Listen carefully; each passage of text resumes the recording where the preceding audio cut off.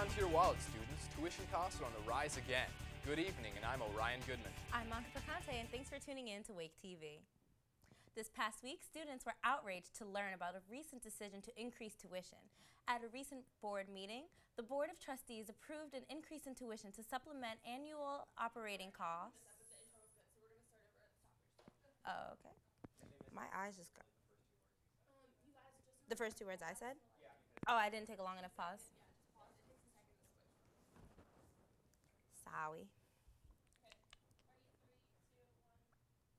This past week, students were outraged to learn about a recent decision to increase tuition. At a recent board meeting, the Board of Trustees approved an increase to tuition to supplement annual operating costs like student services, academic programs, and faculty salaries.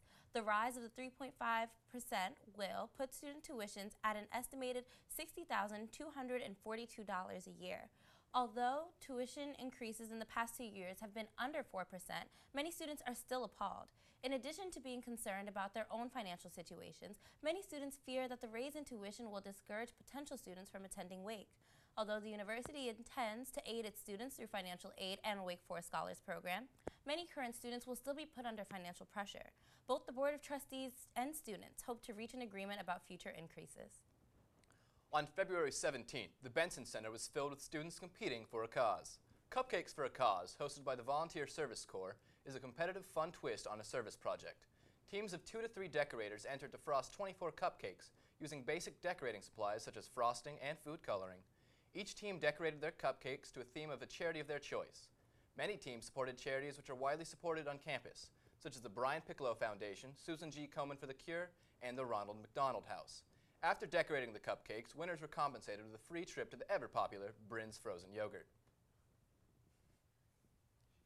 Kendrick Lamar, Macklemore, and Ryan Lewis, and Natalie Stovall will all be performing on March 22, 2013. After an incredibly successful first day of ticket sales, many students are still searching for tickets to the anticipated concert.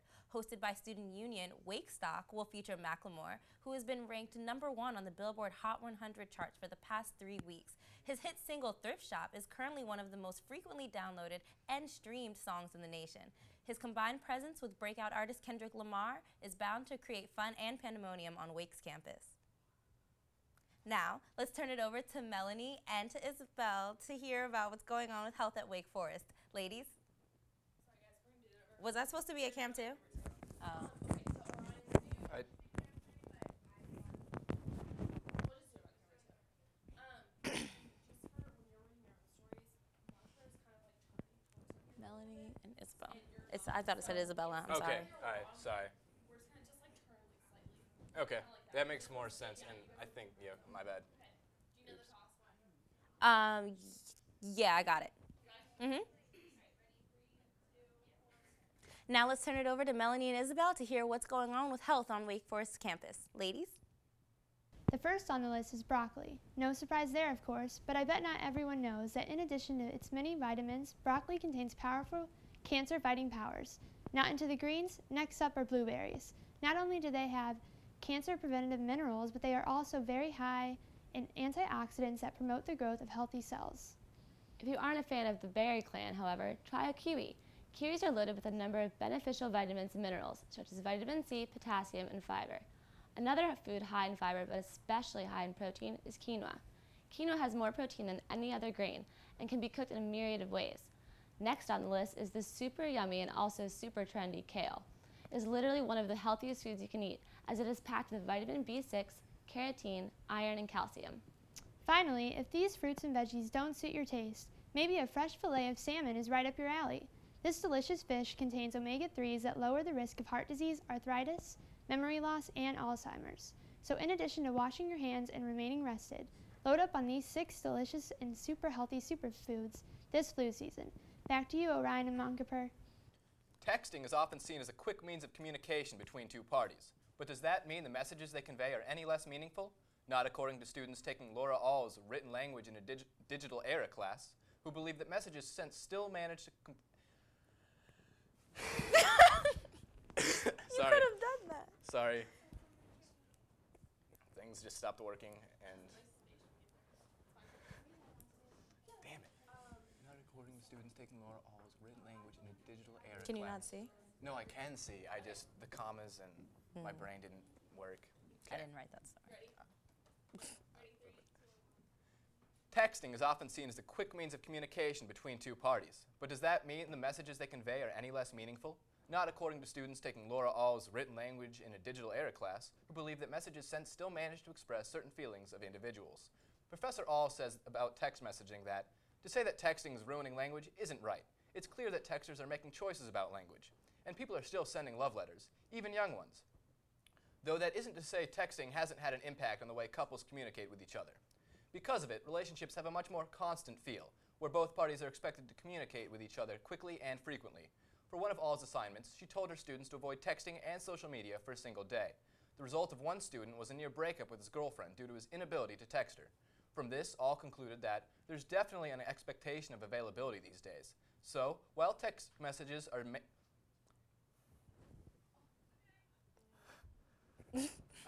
sorry. Yeah, I just got thrown off by massages. Did you? It said massages. And I thought it said massages, and I got thrown off. I'm sorry. I need to read this better. It does next say time. messages. There's no one to blame but yourself. There's always no one to blame but myself. Texting is often seen as a quick means of communication between two parties. But does that mean the messages they convey are any less meaningful? Not according to students taking Laura All's written language in a digital era class, who believe that messages sent still manage to express certain feelings of individuals. Professor All says about text messaging that, to say that texting is ruining language isn't right. It's clear that texters are making choices about language, and people are still sending love letters, even young ones. Though that isn't to say texting hasn't had an impact on the way couples communicate with each other. Because of it, relationships have a much more constant feel, where both parties are expected to communicate with each other quickly and frequently. For one of All's assignments, she told her students to avoid texting and social media for a single day. The result of one student was a near breakup with his girlfriend due to his inability to text her.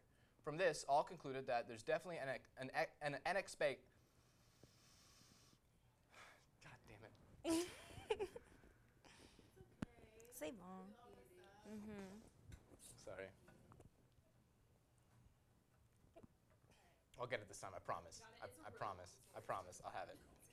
Slow. You might sound like you're saying it's super slow, but you're not. All right. Okay.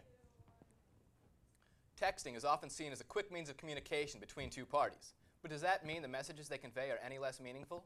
Not according to students taking Laura All's written language in a digital era class, who believe that messages sent still manage to express certain feelings of individuals. Professor All says about text messaging that, to say that texting is ruining language isn't right. It's clear that texters are making choices about language, and people are still sending love letters, even young ones. Though that isn't to say texting hasn't had an impact on the way couples communicate with each other. Because of it, relationships have a much more constant feel, where both parties are expected to communicate with each other quickly and frequently. For one of All's assignments, she told her students to avoid texting and social media for a single day. The result for one student was a near breakup with his girlfriend due to his inability to text her. From this, All concluded that there's definitely an expectation of availability these days. So while text messages still manage to express meaning, there are definite drawbacks to it, as some students have mentioned, but at the end of the day, it is certain that no matter what form communication takes, whether it is through short texts or elaborate cards, love will continue to be expressed between partners for quite some time. Were you attracted to Wake or Winston-Salem because of the prospects of a thriving career in science? North Carolina does host the third largest biotechnology hub in the country, according to a study commissioned by the North Carolina Biotechnology Center. While North Carolina's private sector workforce declined by 2.8% between 2001 and 2010, the biotech workforce grew by 23.5%. Biotechnology here includes agriculture, biofuels, bioscience, medical devices, nanobiotechnology, vaccines, and perhaps most associated with Wake Forest, regenerative medicine. Yet, if you're looking into a science, damn it, sorry, everybody.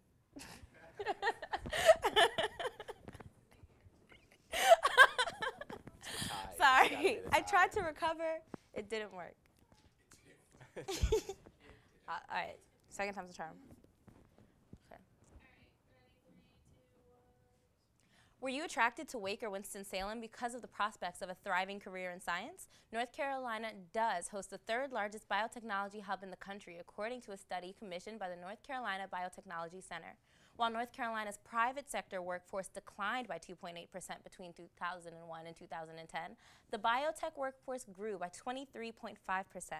Biotechnology here includes agriculture, biofuels, bioscience, medical devices, nanobiotechnology, vaccines, and perhaps most associated with Wake Forest, regenerative medicine. Yet, if you're a science major who is thinking about settling down in North Carolina, you may want to think again. Further progress is threatened by budget constraints. North Carolina is making its budget tighter, and biotech officials fear an impending reduction of funding for their industry. They warn that if significant cuts are to be made, North Carolina will quickly lose its competitive advantage to states like Texas, Florida, and Maryland that are pouring dollars into biotechnology. Piedmont Triad Research Park, Wake Forest Baptist, and the area's other biotechnology powerhouses are anxiously awaiting March 1st to see if Congress can avoid cuts that will leave their industry in peril. There are many reasons the Z. Reynolds Smith Library is considered a treasure for us here on campus, from the vast amount of books to the quiet space it provides us students with. Recently, the library yet again justified this image by being named as a new member of the group Hathitrust. Started in 2008, Hathitrust was formed when 13 universities wanted to find a place where digitized library collections could be archived and shared. The members have the main goal of constructing a collection of international literature that has been published. Sorry. That was Z. Smith Reynolds. Good, okay, all right. I thought something sounded weird. I guess I just don't go there enough. I go there for movies. Honestly, I only go there when I have to. And to print. That. And to take naps. No, that.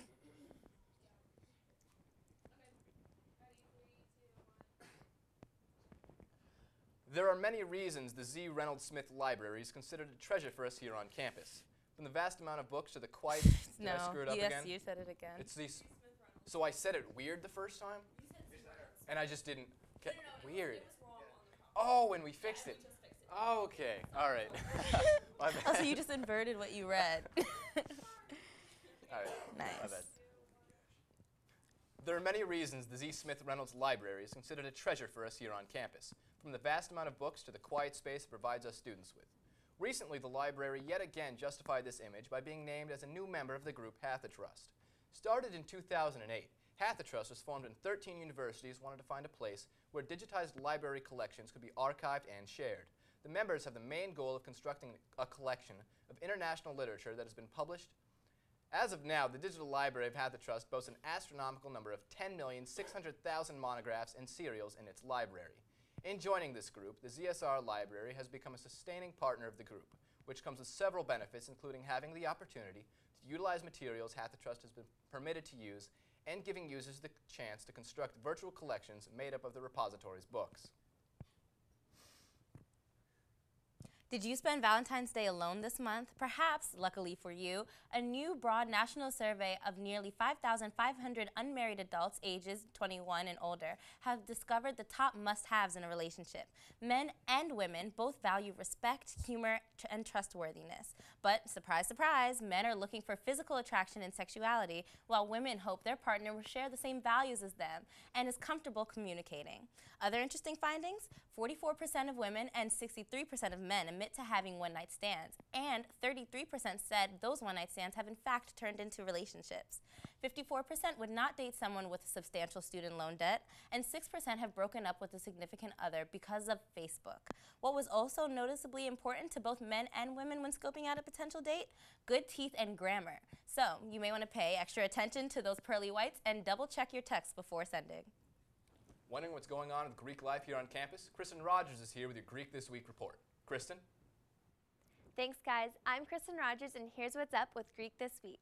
On Friday, February 15th, Chi Omega and Kappa Alpha teamed up to host a launch party for their new partnership with Take the Fight at Ziggy's. A $10 donation was requested at the door that went towards Take the Fight. The event had a lineup of performers and DJs that kept the party going until the late hours of the night. Over Valentine's week, Kappa Kappa Gamma held their annual event called Kappa Kisses. Candygrams were sold in Benson. Students could purchase a Valentine to send to a friend, crush, or even a secret admirer. The proceeds from the event went to Kappa's philanthropy, Reading is Fundamental, which is the nation's largest nonprofit children's literacy organization. On Saturday, February 16th, Kappa Delta hosted their annual stoplight party. Unlike most sorority date functions, Kappa Deltas are given the chance to invite more than one date to the event. Attendees wore either red, yellow, or green to indicate their relationship status. The event was held at Last Resort. Majority of the partygoers wore green, indicating their single status. Also, notably wearing green at the event was junior quarterback Tanner Price. On Saturday, February 23rd, FIMU held their annual fundraiser called Hoopapalooza. Both members of the Greek and non-Greek community participated in the event that raises money for FIMU's philanthropy, the Children's Miracle Network. Teams of 3 shot baskets in Reynolds Gym throughout the afternoon and played out-of-the-box basketball games. That's it for Greek This Week. I'm Kristen Rogers. Back to you.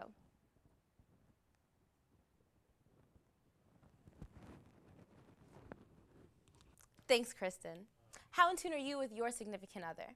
Recent studies at University of California, Davis show that some couples may grow so close, even their breathing and heart rate synchronize. UC Davis psychology professor Emilio Ferrer has conducted a number of studies on romantic couples, finding that not only do romantically involved individuals have the capacity to match breathing rates, they also displayed a tendency to have synchronized, if not similar, heart rates. The study was done as a series of 3 exercises, with 32 heterosexual couples taking part. Romantic partners sat a few feet away from each other and were not allowed to speak or touch. Despite lack of contact, result indicated clear evidence of synchronicity in couples. In follow-up, couples were separated and matched with random members of the opposite sex, once again performing the same 3 exercises. This time showed no evidence of synchronized heart rate. So, next time you're on a romantic date, think about with some special someone, think about that. Here's a little scandal from across the pond. Nestle has recently issued a recall for various products thanks to trace amounts of horse DNA being found in their meat products. The recall primarily affects meat items produced by a German supplier. However, Nestle is also issuing a recall for Buitoni beef ravioli and beef tortellini from stores in Italy and Spain, as well as a lasagna produced for French catering companies. According to officials, tests on the meat indicated levels above the 1% threshold permitted by the UK's food agency. While Nestle is taking action to remove its products from store shelves, it's not the only company to have accidentally shipped horse meat recently. According to reports, the French government has just recently lifted a suspension on prepackaged goods for European company Spang Hero, claiming they should have known better than to label horse meat as beef. They will not, however, be allowed to stock raw frozen meat. Each week, Megan Lavelle and Will Shaker keep us up to date at what's going on with sports at Wake Forest and at the national level. What's going on this week, guys? Famous Demon Deacon alum Chris Paul will have his jersey retired at a special halftime event on March 2nd during the game against Maryland. The NBA Giant, fresh off his recent MVP win at the All-Star Game, will appear at both the game and a breakfast fundraiser for his CP3 Foundation. The 3 in his famous nickname, of course, represents the to-be-retired number 3 jersey that has not been worn since Paul's reign in the Joel. CP3's jersey will become the 11th to grace the walls of the Coliseum, joining other NBA greats Tim Duncan and Josh Howard. The baseball team started their 2013 season with a doubleheader on Friday, February 15th against Alcorn State in Louisiana. Senior Austin Stadler pitched 7 innings with 9 strikeouts before Nate Jones stepped in to complete the first season opener shutout in a decade. 2 sacrifice flies and a sacrifice bunt led the Deacons to a 3-0 victory over Alcorn State. Neither Stadler nor Jones walked the entire game. The second game was 3 hours after the first, and the Deacons were not prepared for ULM's starting pitcher, Kale. ULM shut out the Deeks 9-0, earning starting pitcher Jack Fisher his first loss. Junior Connor Canary, and hilariously named Even Stevens led the team offensively, hitting 2 for 4. A solid start this season after a 33-24 record last spring. The Deeks ditched the old gold and black on their February 16th game against Georgia Tech. Instead opting for specially made pink uniforms, the boys showed their support for cancer awareness and their dedication to raising money for the Brian Piccolo Cancer Fund. The team auctioned off t-shirts, several pairs of the special edition pink game shorts, as well as 2 pairs of the custom pink and gray CP3 Nike shoes the boys all wore, which were signed by Chris Paul himself. The game day raised a great deal of money for Brian Piccolo, a cause that is near and dear to every Wake Forest student. Off the field, the Wake Forest marching band had the opportunity to jam alongside Grammy Award-winning artist Rascal Flatts live in the Joel Coliseum on February 15th. Around 50 students were center stage for the event, and sources say that Rascal Flatts weren't even told that it was going to happen. Junior trombonist Griffin Awe said it was one of the, quote, coolest things I've ever done. The crowd was going wild. Congratulations to the band for representing the Deacs on and off the field in style. Attendees of the men's basketball game on Saturday got to witness a special treat at halftime when Wake Forest honored former football player Tyson Clabo. Clabo, who was an all-ACC offensive lineman here at Wake, plans to donate a total of $500,000 to the school, all of which will go to renovation of the football locker room. Clabo originally signed with the Denver Broncos as an undrafted free agent and is currently an integral part of the Atlanta Falcons' offensive line. He's also named to the 2010 Pro Bowl.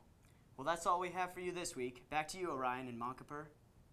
Thanks, guys. Each week, Corvea Jeffries keeps you in the loop with all the best things happening on campus with Campus Countdown. What's going on this week?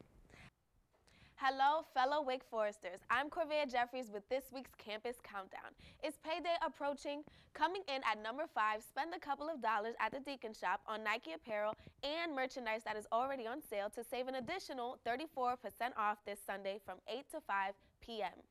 At number 4, Davis Chapel will be hosting a Praying Through Lent event on Tuesday morning at 7:40 a.m. for those of you getting through this Lenten season. At number 3, Participate and Prepare's Tie a Yellow Ribbon Week. On Thursday, head over to Wake Chapel at 5:30 p.m. to participate in their 21st annual Speak Out ceremony. Sexual assault survivors will be honored through testimonials and performances. And at number 2, after the Speak Out, join your peers, Wake Forest faculty, and non-Wake Foresters in Pew Auditorium at 7 p.m. for a deliberative dialogue on diversity and inclusion. And that'll be Thursday night. And for your number 1 event this week, be sure to check out the Strivers Row Poets on Friday night at 7 p.m. These spoken word artists have been featured in the White House, Sundance Film Festival, and HBO. Head over to Annenberg Forum to watch this awesome performance. And those are the top 5 things going on around campus this week. Be sure to check them out. Back to you, Orion and Montclair.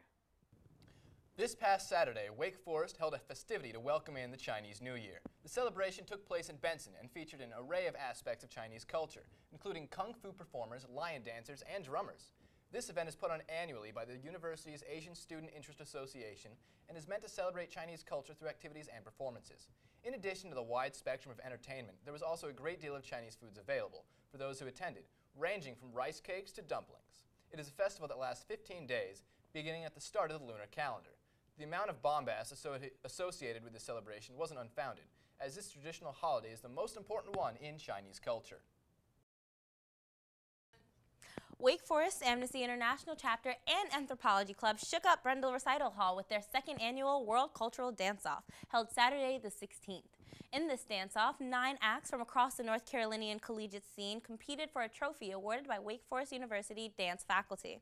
Wake Forest competitors' Momentum Crew, Apsara, Jade Harris, LIT, Kappa Alpha Psi, and Setting the Groove brought the styles of hip-hop, Indian fusion, Brazilian samba, stroll, and tap to the table, with Gerson Lanza leading Setting the Groove, the tap dance club that took the prize. However, the night's biggest winners were 4 former child laborers living in Afghanistan.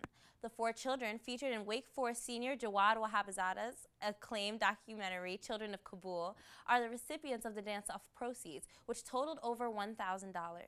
The money will enter an education fund for the children, ensuring that their education, not their work, becomes their largest responsibility.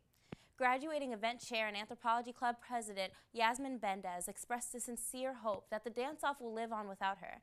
Bendez also encouraged the audience to be confident in their ability to create their own traditions. This coming July, Wake Forest will be adding a new member to its family. Dr. Penny Rue will officially assume her role as Vice President of Campus Life, and with it, all the duties that role entails.